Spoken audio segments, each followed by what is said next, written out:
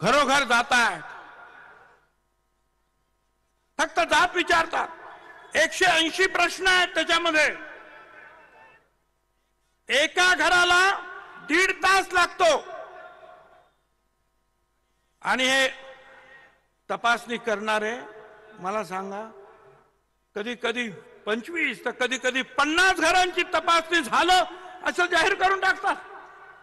असं रेकॉर्ड केलं जातंय. 180 प्रश्न, त्याच्यात फक्त जात विचारली जाते. जात कुठली? अमुक अमुक. आणि बाकी सगळं आपोआप भरलं जातं ऑफिस मध्येच. बंगला असला तरी झोपडी, शिक्षण असलं तरी मी शिकायला गेलो नाही, गाड्या उभ्या आहेत परंतु काही नाही माझ्याकडं. सगळं काय खोटं खोटं कशासाठी करतात? मिळालं ना आरक्षण, तुम्ही तर सांगितलं तर शपथ पूर्ण झाली. 3 न्यायाधीश बसलेले आहेत. 4,80,000 पगार एकेकाचा. सुप्रीम कोर्टाच्या मुख्य न्यायाधीश पेक्षा डबल. क्युरेटिव पिटिशन मध्ये जे काही झालं ते दुरुस्त करण्यासाठी. कशाला? मिळालं ना आरक्षण तुम्हाला, गुलाल तर उधळला तुम्ही. मग हे कशासाठी चाललंय? कोणाची दिशा? याची उत्तर जे आहेत माझ्या मनामध्ये प्रश्न निर्माण करतात की याची उत्तर कशी शोधायची.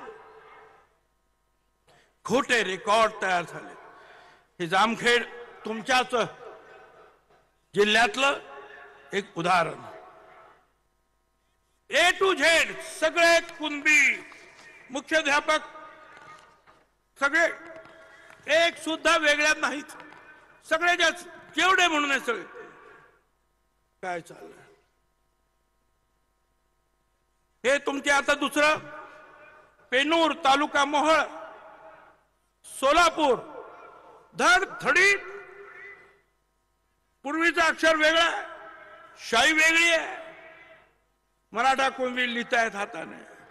धडधडीत लक्षात येत आहे की हे सगळं खोटं आहे. मराठी कुणबी, ते मराठा कुणबी पण नाही म्हणत, मराठी कुणबी. माहितच नाही, लिहायचं आहे ना, लिहे. दुसऱ्या याच्यावर पण लिहिले मराठी कुणबी. वा, हे सगळं जे आहे असं खोटं खोटं खाडाखोड दिसते आहे. हे असं चाललेलं दिशाभूल करण्याचं काम. 360 कोटी रुपये देण्यात आले ते याच्यासाठी, खोटा रेकॉर्ड तयार करण्यासाठी. 1 2 नाही, अनेक. इथे संवद गाव म्हणून आहे, तिथे जे आहे हे वैजापूर तालुका. हे सगळं जे काही तिथे देण्यात आलं, तिथे मुख्याध्यापकाने लिहिलेलं आहे की या सगळ्यांच्या प्रवेशाच्या मध्ये कुणबी जे म्हटलेलं आहे त्या अक्षरात शाईत बदल आहे. त्यामुळे जे आहे हे प्रमाणपत्र देण्यात येणार नाही.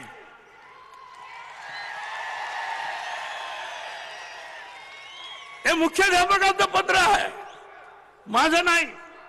त्यांनीच पाहिलं तर काय सांगायचं. सगळे सोयरे बघापासून आपण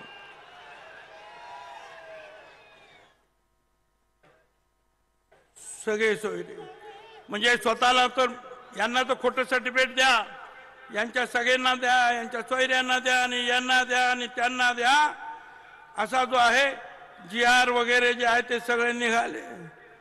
मला इथं सांगायचं, हायकोर्टाचा निकाल आहे, जस्टिस मर्लापर्ले यांचा जजमेंट आहे. त्याच्यामध्ये स्पष्ट त्यांनी म्हटलेलं आहे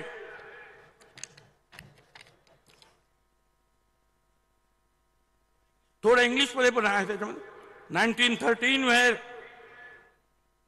where his caste was recorded as Marathi.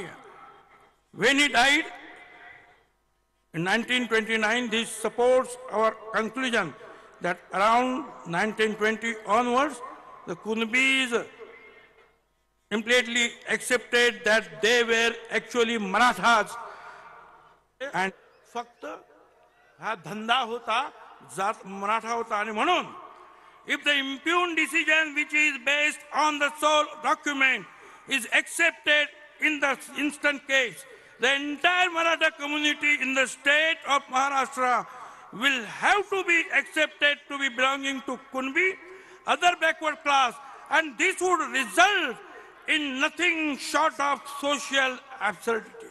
Nothing short of social absurdity. त्यांनी म्हटलं की अशा रीतीने जर दाखले जर दिले गेले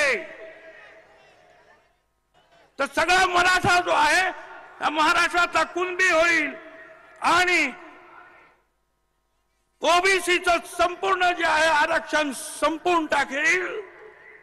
त्याला काही अर्थ राहणार नाही. हे हायकोर्टाचं जजमेंट आहे, तारखा आहेत, सगळं काही आहे याच्यामध्ये. मला सांगा, हे सगळ्यांच्या लक्षात येत नाही. सुप्रीम कोर्टानं 4 जानेवारी 1996 वल्सन्मा पाऊल विरुद्ध कोचिन युनिव्हर्सिटी, त्याच्यामध्ये सुद्धा त्यांनी सांगितलं, Supreme Court held that a person belonging to non-reserved class transplanted by adoption, marriage or conversion or any other act to family belongs to reserved class does not become eligible. 15(4) आणि 16(4) खाली त्यांनी सांगितलं की तुम्ही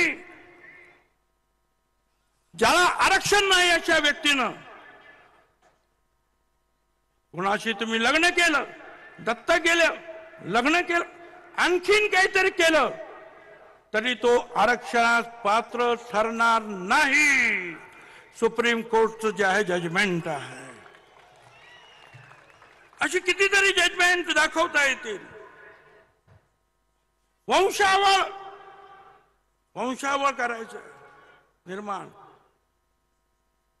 आणि त्याच्यासाठी कमिटी, प्रत्येक तहसीलदार, गट विकास अधिकारी, पोलीस ऑफिसर, 7-8 लोक.